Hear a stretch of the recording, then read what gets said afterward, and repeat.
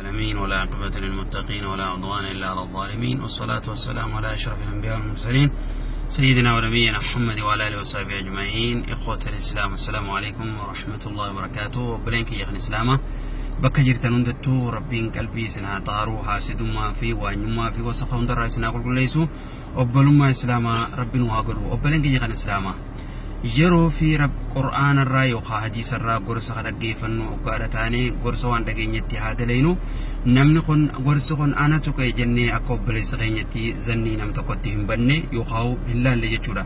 Namni islaamaa tokko obbolummaa jabeessine yoo jee wal jala dalaguun hin ta'u. Tanaaf rabbiin qur'aanaan dubbatee maal jee yaa ayyuhalladhiina aamanuu ijtanibuu kathiiran min adh-dhanni jee yaa warra rabbitti amanne jettan kayeegaduun inni kaafamne jettan sayaarraa fagaadhaa jechuudha.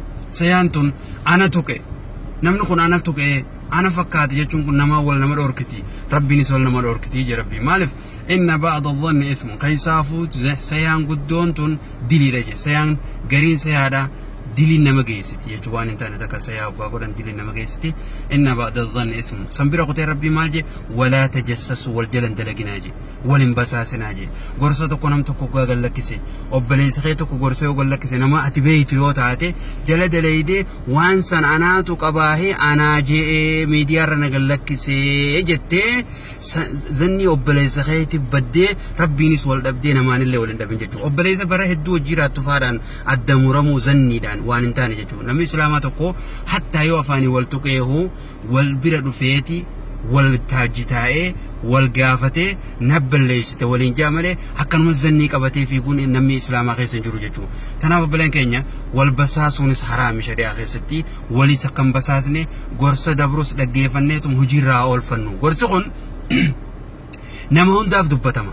Fakkeenyaaf amma gorsa nafaqaa yookaan dubartiidhaaf dhiirti baasuu qabdi dhiirti kamanan teessee harka dubartiin eegganne kajoo yoo taate namoonni kun yoo ati akkasitti eeggattu taate kan biraa dhibba meeqaa jira ka eeggatu jechuudha. Atis dhabdee osoo mana taa'uun taanetti wanni kun dirqamaa sitti taatee taa'uu jirta yoo ta'es sossohii jechuu si garsiisa.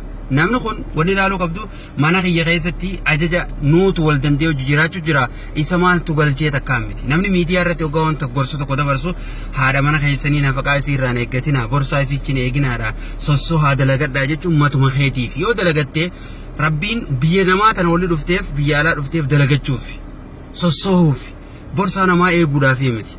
Isiinis nafaqaan sirratti waajibaati ilma dhiiraa feetu na jaaladhu feetu na jibbi qoni kaniin an dabarse jechuudha. Sanbira kuti sossohii dalagadhu jechuun waan nama aarsuu miti. Deemtee dalagachuu qaba. Namni kun natu qe'anaan mana taa'u jiran jiin rabbinis keessatti haa kannu abbaayi sossohii dalagadhu sanii obboleessa keetii waliin dhabin. Tanaafaa jettee aartee waan gartee dhugu waan hin taane keessa seenin. Obboleessa amatame jirtu faa firraa murtee akka waan gartee namni kun dantaa isaati boo kan harkaa isaan dandeenyu faa jettee waan biraaf itti hin fidin. Maaliif obboleessi islaamaa tokko yoo addunyattis hojii jiraattee karaa gaarii hojii qabattan akhirattis fayyada. Obboleessa gaafa rakkoodha obboleessa gaafa balloodha akkami firraa mura namni jecha tokko jechuudha. Wanni kanaa kunis dogongora haa firraa hiinu. Mana yaalaa dhaqee follaanii yoo kan jedhame namni dhukkubsate mana yaalaa dhaquu qaba jechuun gorsa keessa yoo dubbatame huwwaan jiru.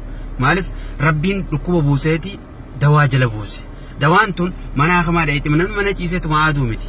Mana akamaa dhaquu qabaa yoo jee namni kun sintuu hin jechuudha. Ati akkanaa siin hin jenne tanaafuu obboleen keenya kan islaamaa wal basaasuu fi wal jala dalaguu dhiifnee waan obbolummaa booreessaa waan obbolummaa laaqaa tana dhiifnee addunyaa xiqqoo hanqa irraa duunu kanaa jecha wal jibbuu dhiifnee haa wal jaalannu. Jiruun addunyaa isiinuu waa xiqqishoodha hanqa kanaa jecha akka wal hin jibbine haa wal jaalannuun isin hin jaati warreen miidiyaa hundarra bakka jirtanuu tokkummaa jabeessaa wal jaaladhaa wal hin jibbinaa wal hin qoodinaa obbolummaa jabeessaa rabbiin obbolummaa islaamaa nuuf haa kennu bilisummaa islaamaatii fi bilisummaa biyyaatillee tan oromiyaatillee rabbi nuuf haa kennu tokko rabbi nu godhee haasidummaa wasaqa qalbii keessa ka wal nu jibbisiisu kana rabbi nu keessa haaku hada wallahu ta'ala aalam wa sallallahu wasallam ala nabiyyina muhammad wa ala alihi wa sahbihi ajma'in.